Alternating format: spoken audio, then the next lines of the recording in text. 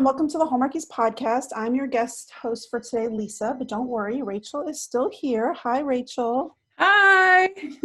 We are here with a special bonus episode to talk all things A Proper Charade, which is the sequel to one of my favorite books from last year, y'all, A Proper Scandal. Yes. And we are joined by the author herself, Esther Hatch. Esther, hi. Welcome Hi. back. Hey. Hi, I'm happy to be here. How are you doing? How is your family? Everybody safe? Sounds? Quarantines? Hand washing? Yes, we are trying our best to do all of that. I have 4 boys, and actually they don't mind being at home at all. They're kind of like me maybe, and it's like free-for-all electronic time, so they're in like 7th heaven. I mean, other than doing school, which they've some of them have asked to do homeschool in the past, and they've very quickly realized, no, we actually don't want to do homeschool anymore. So homeschooling's been like an adjustment for our family, but other than that, like we are mostly all introverts, so we're doing all right. Right? I'm like, this is my time to shine. It is Yes. happening. But unfortunately, Rachel, you're more out. You like to go out to places. So Yes. yeah. So I actually thought I was going to be fine going into this. I was pretty cocky because I work from home regularly. So I was like, it'll be easy. No problem. I still got the podcast. And it's certainly, I had better than a lot of people, a lot to be grateful for. But it was definitely harder than I expected. Once they took away church and movie theaters, which are my 2 main sources of socialization, that was pretty hard. And I was lucky. There's one theater that set up this drive-through that's completely, you just stay in your car the whole time. And so I went and saw Jurassic Park there about a week and a half ago, and that was just like it was just awesome. It was, I'll never forget it as long as I live. It was amazing. It was one of my favorite movies ever, and it was just like, oh, I needed this so bad. Oh, that's awesome. Yeah. So I was grateful that people are being pretty creative in problem solving these days. That's been really nice. Like how to get together and stuff like that. Yeah. Yeah. Esther, have you guys done anything like that at your house where you tried to think outside the box and do something? I mean, yesterday we went to the park and had like ice cream at the park on a park bench, just our family. My kids are building stuff out of cardboard boxes today. So, I mean, like, I feel like luckily our family kind of gets along pretty well. My husband's working from home. So I actually have been finding time to write. This was my first year of having all my kids in school. So I went from having, 4 or 5 hours in the day to myself, some of which needed to be done doing other things, but to being a teacher for 4 or 5 hours a day and then trying to squeeze in time. So that's been like tricky. So I've had to think out of the box on how to make the time to write and kind of reprioritize that, because at first it was getting pushed off as the least important thing. And with deadlines coming up, I had to reassess and say, no, this isn't the least important thing that needs to happen today. So it's doing a little better now. Well, I'm glad. And I'm glad that you have written it. And I've got the copy here, which I'll try not to let it dissolve into my Zoom background. Look at that. Like magic. Yeah. First of all, thank you very much for sending me the copy to pre-read. I was obsessed, and I'm grateful to have this because I've made lots of notes. And then I actually pulled up the Proper Scandal on my phone to look back and to refer to some things. So that was kind of fun. So the new book, A Proper Charade, it's fantastic. Oh, thank you. Yes, thank you. I don't get tired of hearing that. Yeah, it's fantastic. And how are you dealing with, before we get to talk to the book itself, how are you dealing with the book itself coming out during this time, like the quarantine times? Like, how are you guys handling it?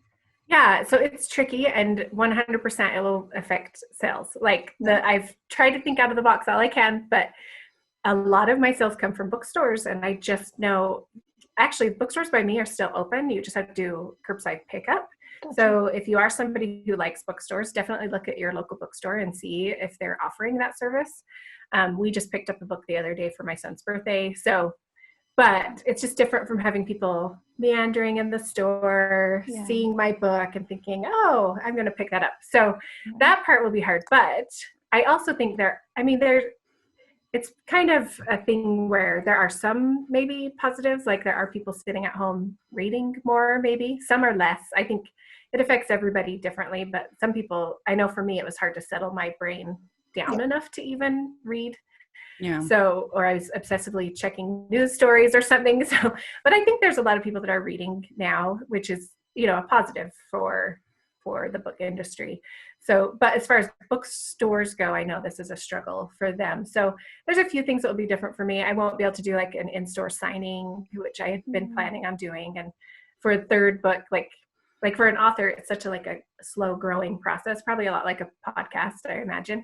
So like my first signing was just friends and family because nobody else knew who I was. And my second signing with Proper Scandal, I actually got some people there, like fans, and it was so fun. So I was there. I know. I was looking forward to having like maybe a few more people come out, and you know, I had a line with the last one for some of the time, and like maybe I'd have a line the whole time. I don't know. Like, so that's maybe silly, but so I will miss that, and I like interacting with the fans. But we're trying to do a lot of things online to at least so that the readers can still interact, and in some ways that hits a broader audience. So yeah, I mean, it's unfortunate. I know there's a lot of people that have a lot worse going on, so I might lose a few book sales, but my publisher actually asked me if I would have wanted to push it back, and I'm like, no, because I've been telling people for a long time that this book is coming out in May and people are looking forward to it, and I don't want to wait.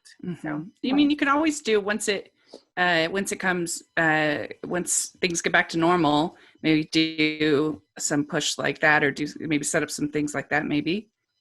Yeah, and I thought about that, and it's one of those things that's tricky because it will depend on how long it's been, because my publisher, who has bookstores that I go to basically, they're publishing about 3 books a month. So yeah. so depending on how many books like build up for them, like if they've got 15 or, you know, more authors that all are trying to do that, it might be a little tricky, but I don't think all authors want to do it. I've been probably more reaching out that way than some. So I might. Yeah. I might. Yeah. Because even Amazon right now, it's the 2-day shipping and stuff like that is mostly halted for non-essential. Or at least hospital, are obviously get the priority, and then things will take longer. But hopefully people can get the ebooks and so they can get it right away. Yeah. Well, and honestly, my royalty rates are pretty similar. I mean, not the rate, but what I actually get from the book are pretty similar, whether you buy an ebook or whether you buy it in a store. Yeah. Yeah. So we'll have links in the description to purchase your books, and so people should definitely check it out because it's a fun book. Yes. So speaking of, Esther, do you want to tell us a little bit about the newest Proper Charade? Yeah. So a Proper Charade. I mean, I don't have a background, so you can see it. Just hugging mine. Okay. Proper Charade. I love it. I love the cover. Yes. I think it's beautiful. It's Victorian, which is fun because you get these fun Victorian dresses. And like you said, it follows a Proper Scandal, which came out last year. And so they're both beautiful books. They're fun. I feel like a Proper Charade is a little bit different in tone. They're both a little bit comical, but this one I tried a little bit harder to make more almost like a romantic comedy feel. And you succeeded because I legit laughed out loud several times. Yeah. I think everything I write has some funny things in it, but this one is more just overall lighthearted. And I kind of am really curious about how people take that, because some of the things are a little bit like maybe of a stretch. Like I like her reasonings. So the premise is about a lady. She's the sister of a duke. So like a high-born lady. A duke is the highest ranking you can have other than being royal family. So, but her brother served in the military, even though he's the duke, just because his father really wanted him to like learn about life and different things like that, and just for patriotism. So he kind of learned to grow up a little bit in the army, and he wanted that for his sister, but she never had a chance, and kind of like judged her for that. And so the whole premise at the beginning is she kind of runs away from home in a way that like nobody realizes that she did. It's kind of sneaky, and decides to spend like 1 month as a maid in this general's household where her brother had served under this general, and he just kind of idol worships this general. So that's kind of the setup. And I know, like, when I first started brainstorming this idea, I wanted the maid, or the lady dressed up as a maid, to be kind of the trope, is what we call them. And I originally had planned for her to be in some dire circumstance and something that would make maybe a little bit more sense than just like, I'm going to go prove my brother wrong. But I've kind of learned that if you want to write more of like a romantic comedy style book, you can't have quite as many dangerous circumstances going on, because then sometimes the funny scenes aren't funny because you're scared for the person involved. Or also, so this book kind of spirals a little bit out of control for our characters. So like some of the decisions she made, I thought would have not made sense if her life or someone else's life was in danger. So some of the things she does later on that are really fun, and I love it, but like it really wouldn't have worked if like her life was on the line. Right. Yeah, it's true. And I think that with a romantic comedy, you can have a pretty ridiculous premise, but if you have likable characters and you have sort of chemistry between the characters and sort of the journey is entertaining, I think we as an audience forgive a lot. Like if you think of something like, there's a movie from Hallmark that's one of the fans' favorites called A Very Merry Mix-Up, and it's a completely ridiculous premise, like ridiculous. But because of the chemistry and the humor and this, we love it and we think it's great. So yeah, I think that was, I agree with that, with what you're saying, for sure. Yeah. And I was worried about it, but so it's hard when you're writing a book because you're so immersed. And so those worries kind of were at the back of my head. Mm-hmm. I took like a 2-month break and then did a final read through. And like Lisa said, like I was just smiling a lot while reading it. And I was just kind of like, you know what, this is going to be okay. Like it's going to be okay. Like, I think if you're enjoying your experience, you like you said, you can forgive. And I don't think it's necessarily like a bad premise. It's just not, like people looking for like a real dramatic reason for anything. It's not there quite as much in this book as the Proper Scandal had a little bit more of that.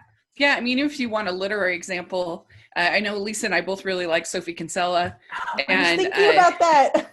Yeah. So funny. And a lot of her books have really, really ridiculous premises, but where this lawyer, she makes this huge mistake. She gets on the train. She goes all the way to the end of the train, gets off, and stumbles into this house and gets hired as a maid. And it's delightful. Yes. It's one of my favorites. I love Sophie Kinsella. Like, that's kind of my dream, is to maybe one day write a book kind of like that. I'm really into the historical stuff right now, so I think it would be really hard for me to switch to contemporary. Mm-hmm. But yeah, I love that you mentioned Sophie Kinsella, because I love her books. Her language, her books have a little bit of language. Just warning, Hallmarkies, but they're a lot of fun in my opinion. Yeah, so some of my favorites. Okay, so Patience, the main character is Lady Patience Kendrick. Where was the inspiration for her? Because we'll talk about Mr. Wordsworth in a second. Sir. Yes. So Patience. So I write, and I'm kind of a discovery writer, at least a little bit. So silly little things will affect my characters, like the fact that I named her Patience actually probably made her a less patient character. I don't know. Awesome. And also just like her setup. Her setup is so ridiculous that I knew she had to be somebody who would agree to things without thinking through maybe her decisions, and would feel strongly about things that she would I don't know, she's impulsive. That is the word I was looking for. So she's pretty impulsive, and I didn't know that when I picked her name, which is funny, but then I feel like even just giving her that name gave her some of those characteristics. But then so this storyline came to be even because when I wrote A Proper Scandal, I wrote a side character that I really loved, and I wanted him to have a story. But since I knew I was going to do a second story, or like another story that followed that, I didn't want to do just two. So this is kind of like the middle book. And some people like tease about the middle book, right? Like I had to come up with this one, so there were 3, and I had to pick a character from A Proper Scandal to use. So I picked Mr. Wordsworth. who doesn't necessarily come off amazingly well in A Proper Scandal. But he already has basically a fiance in that one. And so he's got that set up here, which I mean, Hallmarkies, come on, guys. You're going to love it. The main guy starts out with not a fiance quite, but somebody who's been trying really hard to convince to marry him for like 2 years because it fits with his plan. Right. So anyway, so I kind of had his character first, and then I needed almost like a foil to him. So Patience is the opposite in a lot of ways to Mr. Wordsworth. She's impulsive, whereas he likes to plan. And she brings life into a room, and maybe like he might be one of those people that would be like, well, let's not get carried away, you know? So really Patience character came a lot from the premise that I wanted to bring out, which is I knew it had to be somebody who was impulsive. And then as kind of an opposite character for somebody who would really bring more life into Mr. Wordsworth's life, like Anthony's life was just not, it's just not full. And you see that at the beginning, and you see it in A Proper Scandal a little bit. So. Yeah. I was going to say that we, first time we meet Anthony Wordsworth is in A Proper Scandal, and he's Grace, the main character's old friend. And we see him here and there. We meet him, and yes, he's already met Miss Morgan, who appears in both as well. Kind of, hey, we touch on that here, and then we know more of Miss Morgan in this story. So I was wondering, and you kind of answered it. When did you know that you were going to write Anthony's story? And can I just tell you that the entire time I was reading this, all I could picture was Johnny Flynn's Mr. Knightley from Emma, and I was just like, everything about this works. Yes. Me too. Good. Yeah, so like I had already written A Proper Scandal mostly, but not done all the editing probably when I decided I would write about Mr. Wordsworth next. And so his character actually went through some revisions in A Proper Scandal.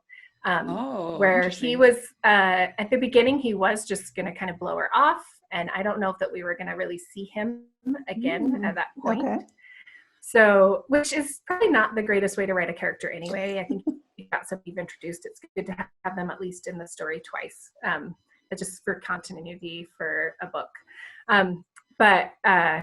So actually, I think both characters in A Proper Scandal who are going to get their story became better characters because I knew they would have a story later. So because of that, I was able to have him do a little bit of redemption in A Proper Scandal, at least like apologize for like his behavior at the beginning.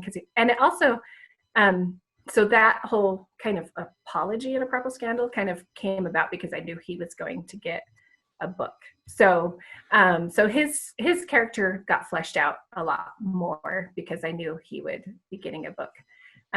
My third character, I think people probably know that my third book is going to be about Lord Bryant, and he definitely fleshed out like a ton. He was actually just supposed to be a creepy guy on the train. He was actually going to be a creepy old guy on the train in the very like second scene or something of A Proper Scandal. And I think what happened is I realized I had too many creepy guys in A Proper Scandal, and I'm not a man hater. And so I really wanted at least one of them to turn out to not be creepy, if that makes sense. Yeah. And you still don't know about Lord Bryant quite yet. So he became a more complicated character with a backstory that just hopefully makes people wonder, like, why is he the way he is? Oh, I'm wondering. I've been wondering for 2 books, and I'm glad you brought him up because I was like, I have to ask about my favorite. And I put in my notes that I thought he was more self-aware in this book, a little bit more serious. We find out a touch more about his background. And so I put in my notes that I don't think we've truly met the real Lord Bryant yet. So everything you're saying, I'm so excited about. Yes, I'm ready. Is it going to be on the same timeline, or is it going to be like a prequel to what we've already seen, or? It will not be a prequel. It's the same time. It'll be, I have it written down somewhere, but it's a few months after. A Proper Charade is where his story starts, at least 6 months after. Yeah. That'll be good. That'll be really fun. Yeah, I'm excited. He sounds like a fun character to write. I mean, they all seem fun because, again, like I said, I laughed pretty much a lot through this book. But Lord Bryant just seems like a really fun character to write, especially because in your head, you already know the backstory and we all still have to wait patiently for that sort of. But yeah, I mean, is he fun to write? I've struggled. I was going to say, I've actually struggled to write him a lot more than I thought I would. And that's because he makes an amazing side character that can come in and say some funny things. But and even he makes a great like love interest when you're in the woman's point of view and he's talking and it's funny. But he's actually been really hard to write from his own point of view because he's always been funny. He's always been like this flirt and kind of a rascal. And now I have to write those scenes from his head and he's actually not that person exactly. And so he's actually been a little tricky to write. And I would say that the tone of this third book is probably going to be closer to a proper scandal because he does have like a serious backstory and some sad things that has happened in his life that have made him the way he is. And so there's still some really funny parts in the book for sure. But this one doesn't have quite, I mean, it still has a funny premise, I'll be honest. But there's definitely some serious notes to it, which all my books have some serious, even a Proper Charade, like people have things they need to overcome and things like that. But I would say this one's has a little bit more serious than I almost hoped it would be because it was very strange to like jump into Lord Bryant's head and be like, oh, like I can't, like I have to think the way he thinks now, which is kind of pessimistic and a little bit, I don't know. And he's got just complicated things going on in his life.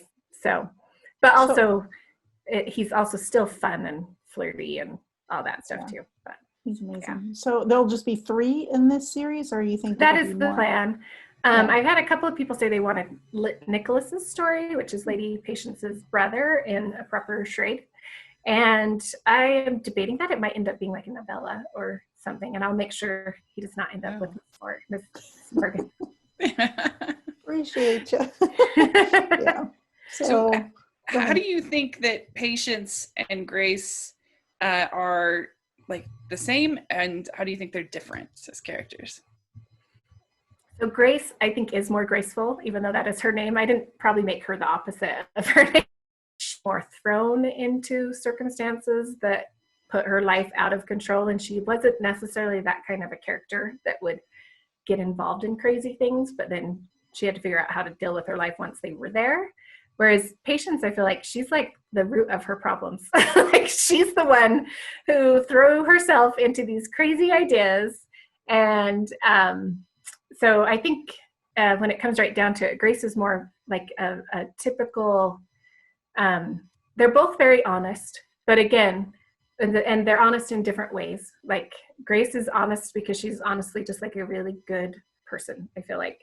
And Patience is honest because she physically cannot lie, which is another thing that I wonder what readers think about. Like maybe she wouldn't have been as honest for some of these things, except for she's such a bad liar that she's had to become truthful. So, I mean, I think they're pretty different, even though they're both pretty fun characters. Yeah, I thought they were both really forward in their own way. They're both pretty forward, like for the time, that it's set in. I mean, especially Patience, she'll do some stuff where you're like, oh, okay. But it works out really well. She has one scene that's very forward. Yes. Yeah, we'll talk about that. I mean, so her goal is to try to get a letter of recommendation from the general to give to her brother. That's the goal, right? Yes. Yeah. So that she can prove to her brother, like, look, I learned how to work hard. I can be serious. I can impress the general. So, yeah. So that her brother can stop, like, harping on her being kind of flighty, which comes a lot to the fact that their mother is a very flighty person that didn't take care of her responsibilities. Yeah. I think it's fun. I like it. Yeah. Yeah. And I wonder, though, if it's like a strict general would ever give a letter of recommendation for something like that. But hey, you just go with it, like you were saying. I was going to give a spoiler, but I didn't. No. Yeah, I thought that you did a good job with Anthony in sort of his. I always love it when you have the agony. I mean, this comes later, but just like his struggles, he's so struggling with this, with his love of patience as it grows and grows and grows. And I don't know. I think you did a really good job with that. The struggle.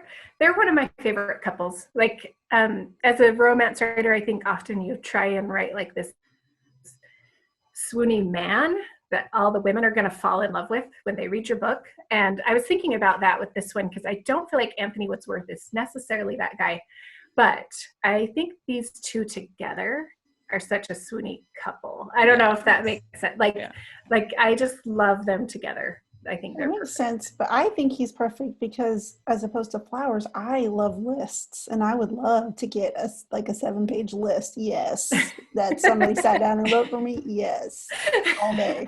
So every time he did that, I was like, oh, that was swoony for me as a type A list maker. So yes. And you know what? I've heard from one other reader that said that too, that he was their favorite of my main leads. So he is probably different than what the typical one is, but if getting a list for Valentine's Day is your type of romance, he's your guy, ladies. Yes, if you like stoic men who all of a sudden realize they have feelings, Anthony Woodsworth is for you. We'd like to take a second from this podcast and talk about our sponsor for this episode, the good folks over at Skylight Frame. And they've been a wonderful sponsor of us. And right now we're all trying to figure out what to get our mothers for Mother's Day. Mother's Day is coming up and it's quarantine. And so we want to get something that will brighten their day, make our moms feel good. And I'm sure that you recognize, Lisa, the struggles of trying to find the perfect Mother's Day gift for the women in your life. Yes, it's a constant battle. And you have gotten a Skylight Frame. And what did you think about it?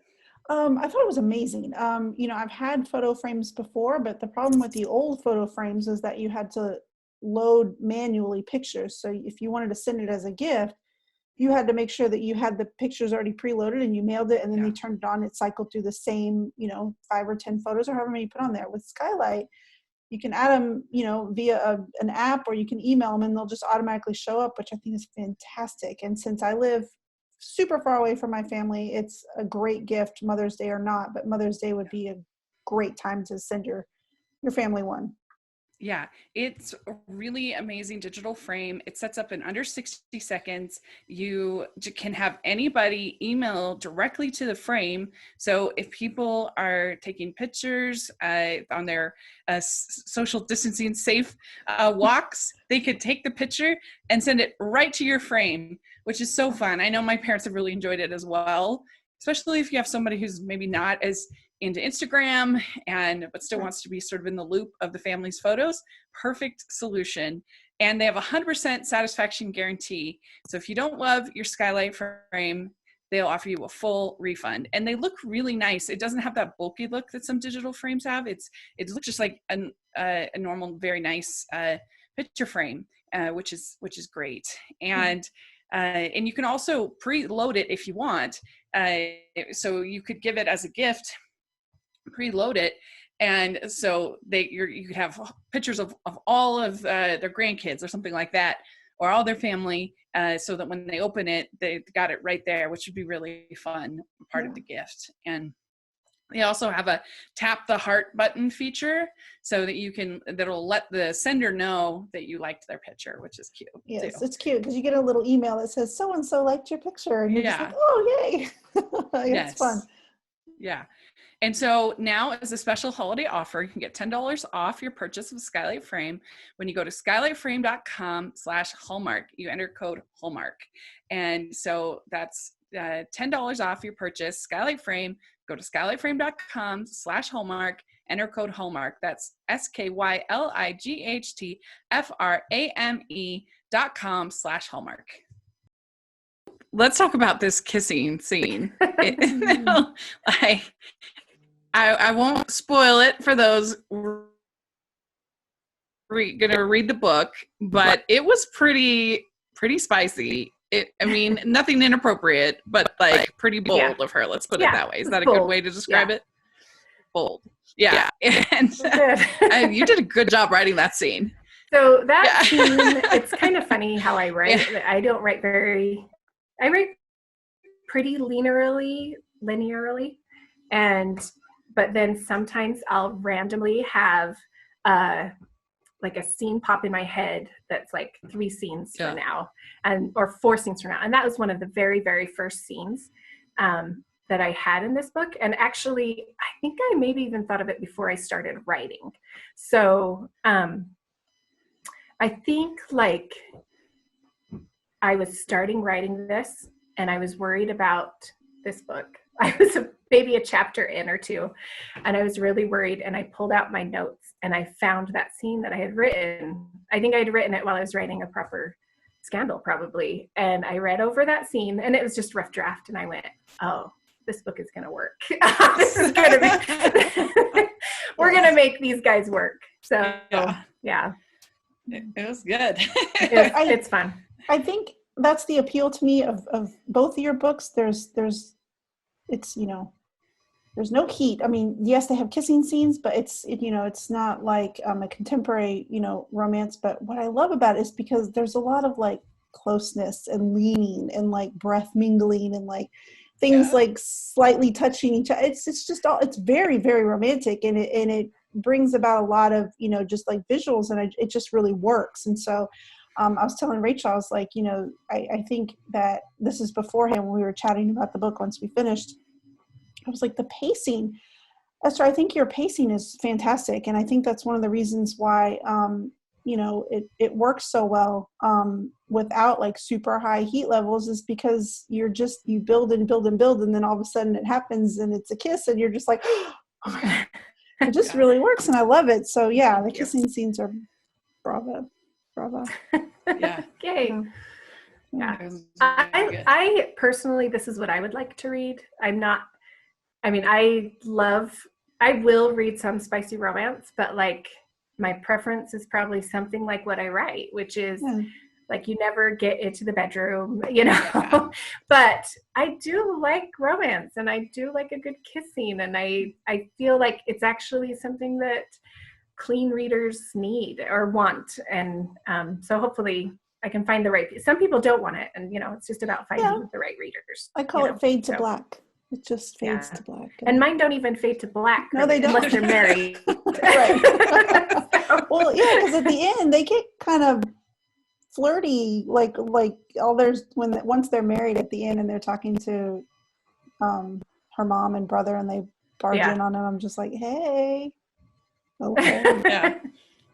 To be clear, they barge in their home. Yes, not their bedroom. No, it's in their home. It's just maybe some kissing happened. Yeah, but So we were going to ask you, at the end of A Proper Scandal, there's a twist.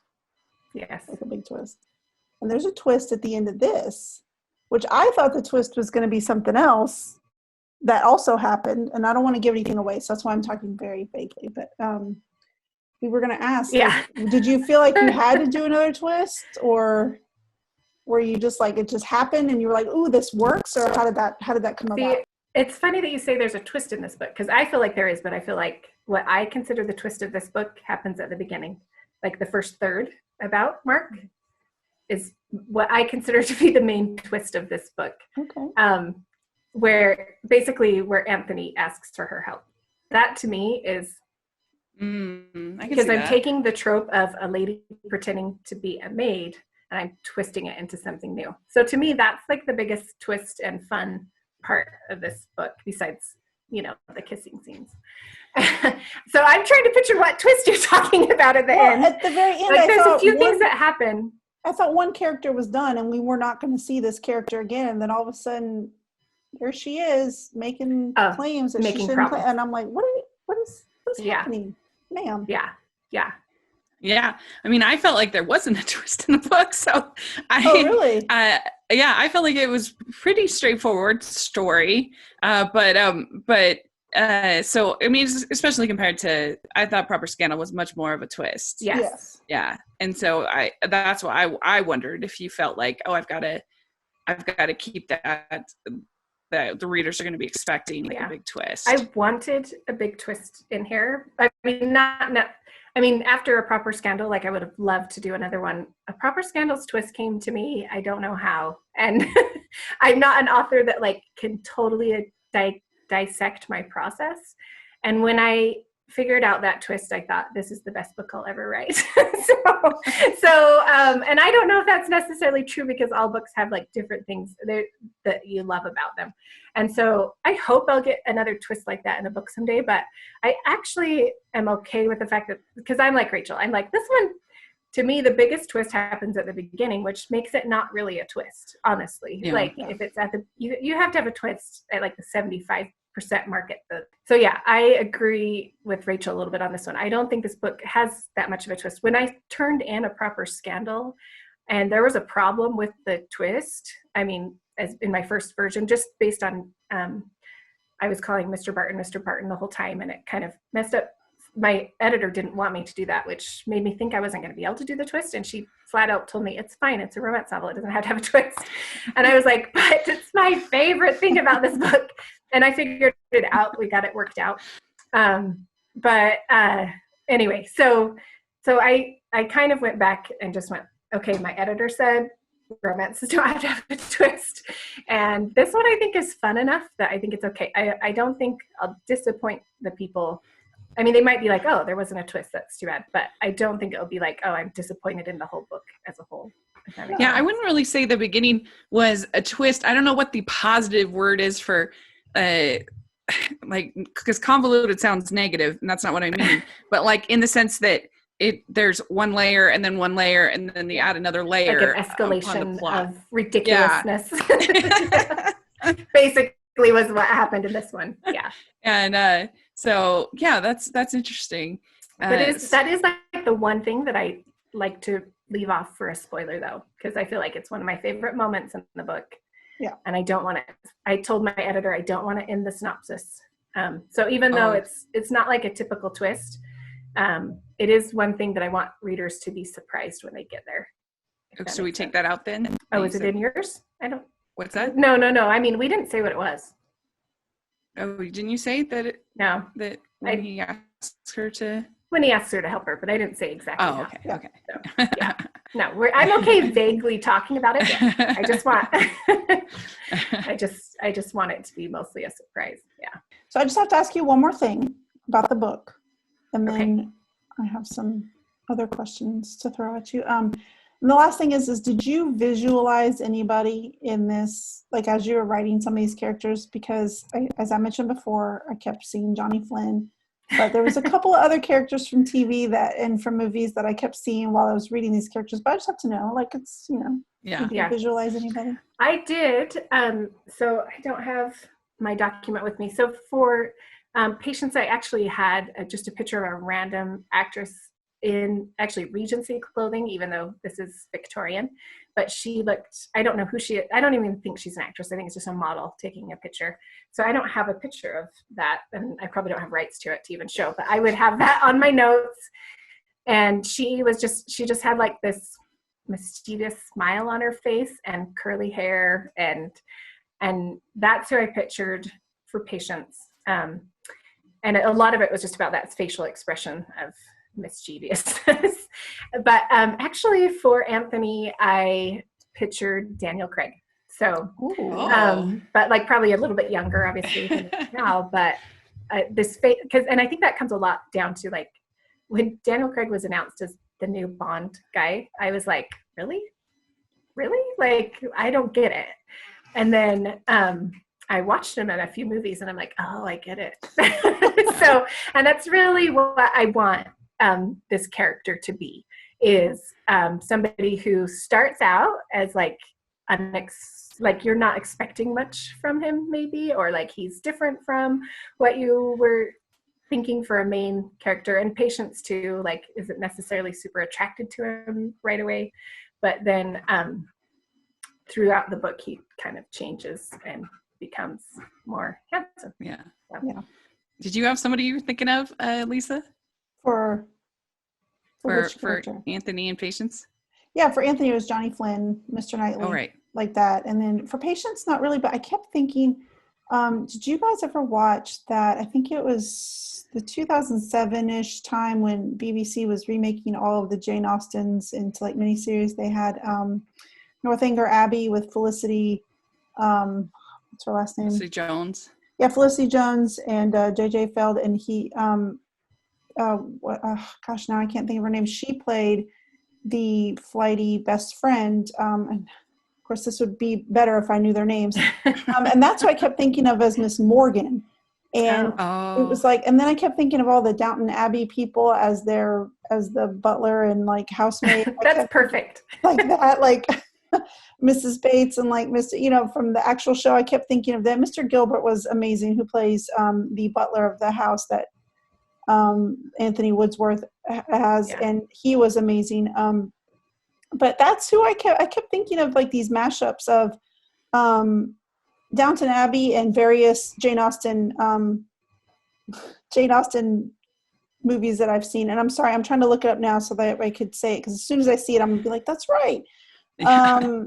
She, of course, Carrie Mulligan. She played Isabella Thorpe in Northanger Abbey, and she was such a scheming person, and she was always out just for herself, always like trying to just like get money, and I just kept seeing Miss Morgan as her in my head. Yeah, that would be a good one. This might seem like a bit of a reach, but so I think the Disney Star Wars movies were very flawed, but the one thing I thought was amazing was the chemistry between Adam Driver and Daisy Ridley. And I think putting them in a period piece would be amazing. And I think that they could both bring the humor, especially Adam Driver, that I can just picture him being like, what is this woman? Well, and he's perfect too, because like he is that character that you're like, I had the exact same reaction with him. Like, really? Adam Driver? Like his facial expression, like Anthony Woodsworth is probably my least traditionally handsome male lead. And but like they have this face that sticks with you and they become handsome. Right? In the book, I felt like he was really tall and broad and manly, and which is he is. I meant like just his face. Yeah. He's like the typical romance guy that's like big and bulky, and because his father is a general and he became a general basically.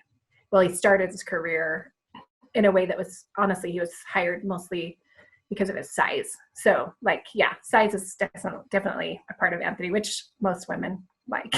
So that part, I won't complain. I mean, and Adam Driver can be hilarious. Yes. Like if you've seen Logan Lucky or or him on Saturday Night Live, he is so funny. He's and talented. So I could just picture him just being like, what is this person? Like just being so frustrated and being hilarious. I would love to see them in something period. Oh my goodness, that would be amazing. So casting directors. Take note. Yes. Yeah, I never thought about Rachel, but now that you've said it, I'm like, why hasn't this happened yet? Like, what are we waiting for? Yeah. Okay, so now comes the hard questions. Okay. We call them the Teen Beat questions, and usually they're the questions that you find in the back of a Teen Beat magazine. Like, we've done these before. You answered these before, like favorite ice cream and all that. But this time we're doing a quarantine edition. Quarantine Beat. Yes. See, that's what I should have called it. Okay. I'll edit that in and steal it. Quarantine Beat. Yes. Okay. So, are you ready? I'm going to fire these off. Okay. Favorite room in your house? Probably my bedroom. No. My bathroom. Ooh, we have a nice deep tub. When we bought the house, that was the picture that as I was deciding if we really wanted to buy it or not, I would look at our bathroom picture because it's really pretty. We have a pretty master bathroom. I've got one of those, the house that we bought, it's got one of those rainfall shower heads. Oh. I'm telling you, it's why I bought the house.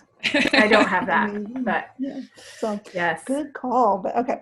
So what are you binging right now? And it could be movies, TV, podcasts, whatever. Yeah. I am binging a Korean drama, which is called My Love from the Star, which I have already seen before too. So I'm re-watching it, and it's lovely because I don't know if either of you have watched Korean dramas, but you get very sucked into them and then you lose a lot of sleep. And so it's nice to rewatch it because it's still almost as addicting, but I can actually turn it off and fall asleep now. So I've heard that. I have some friends that I talked into watching it with me. So that's why I'm rewatching it, because it's one of my favorites. That's awesome. Okay. Your go-to dinner recipe, since we're all kind of at home having to cook a lot more. Go to, if I'm not wanting to run to the store, so like we're talking lame go-to basically, is in our family, it's like chili mac, which is macaroni noodles with a can of chili and a can of corn and some cheese. So nice. Yeah, that's like super easy, and we've done it a couple of times since being in quarantine because it's mostly all canned, and you don't have to get anything fresh for it. Right. You can't go wrong there. No, you have those in your pantry already. So well, it's nice. We have like 4 boys, so it's like how much food can we make, right? Oh my gosh. Yeah. Then that's a lot. Yeah. My girls just turned 12, but they're eating like college football players and eat food in the house. That age. What's happening? So your go-to distraction activity, something where you're just like, okay, I just need to zone out. Probably like Facebook, honestly. Like I do a lot of author stuff on Facebook, and so usually if I have like 10 or 15 minutes and I just want to zone out, like you said, I'll get on there and see if I need to post anything or respond to people that have posted on my Facebook page and things. Yeah. Oh, that's fun. I succumbed to the siren call of Animal Crossing, but I didn't buy a Switch and I didn't buy that. I just put it on my phone. And yeah, like 2 hours into it, I'm like, what time is it? What's happening? But I was fishing away and collecting things. I've never played video games like that before, but yeah, that's my distraction. Is okay. The other thing I do now that you say that is watch hair tutorials, not tutorials even like on YouTube, but like women cutting their hair off or dyeing their hair weird colors. I don't know why I'm like fascinated with anything That's hair awesome. on YouTube. Oh, good call. Everyone has their YouTube guilty pleasure. That's nice. I like watching solo campers that like try and camp in the like snow, like blizzards, and they like show you their setup and how they're like in this little thing with these stoves and like just going out. I'm obsessed. Mine is watching Disney park videos. Like I've never, last time I went to Disney World was when I was 12. And I still watch all of them, be like, ooh, restaurant review. I'm going to watch that. I mean, I know so much about Disney World. It's ridiculous. Especially now that now it's just like Cruel and Unusual Punishment, but I still like it. I find it relaxing. I don't know why. I know. Okay. 2 more. The next one is pajamas, or are you still getting dressed in actual pants, like actual clothes? About half the day pajamas, and then usually I will put on a pair of stretchy pants. Yes. So I don't know if that counts as pajamas too, but it's like pants. They're just stretchy pants. And the thing that I'm worried about is my stretchy pants are getting tight. So I don't know about that. Yeah, I'm forcing myself because I'm still working. I'm working from home, so I'm forcing myself to get up and get quote unquote dressed, but really it's just Christmas leggings because I have a lot of them, and just a t-shirt. I put on an actual sweater for you guys though, so yes. I've got shorts on underneath. I've got shorts out from waist down. I've got stretchy pants on underneath. Yeah, so. Okay, so even though it's all just one big day, weekdays or weekends? Weekends, because no school. Oh yeah, definitely weekends. Yeah, we had that week off last week where the kids didn't have any online lessons. They still had their spring break, and it was like genius. I have never looked forward to spring break more. Genius.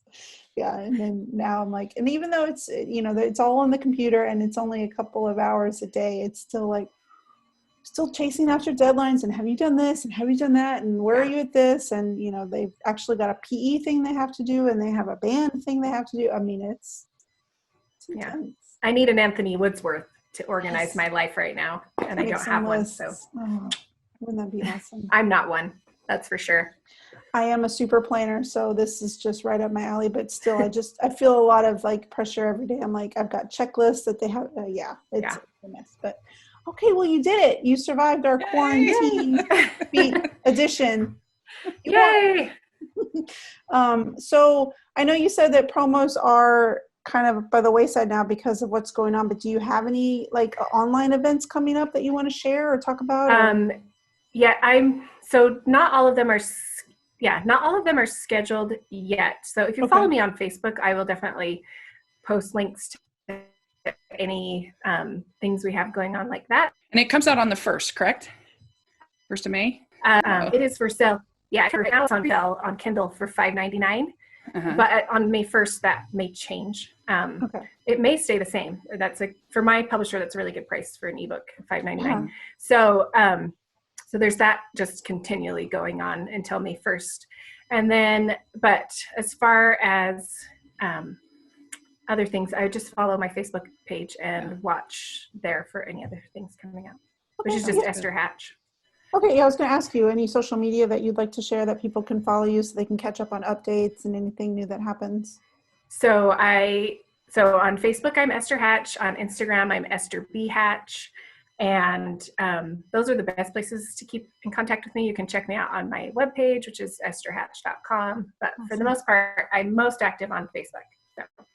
Awesome. Good to know. And I've got an actual physical, written review coming out. I plan to post it tomorrow, but I might wait until Monday just to get it a little bit closer to release date. But yes, that's coming. So I will be posting that on my blog. Yes, because I'm very excited to talk about it. Okay. So Rachel, where can people find you online?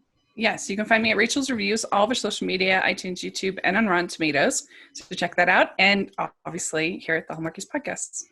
Awesome. And you can find me on Twitter and Instagram at Lisa Faye CO, Lisa Faye Co. And you can follow the Hallmarkies Pod on Twitter, Hallmarkies Pod, and on Instagram, Hallmarkies Podcast. And if you are so inclined, please consider supporting the Hallmarkies Podcast on Patreon. For as little as $2 a month, you can have access to exclusive content, giveaways, and all sorts of other fun little goodies. And you can visit more with Rachel. Yes. So We're Esther, so grateful. Thank you very much for joining us. I appreciate it. Good luck with the book and everything coming. And so I just want to say thank you for taking time out of your day to talk with us.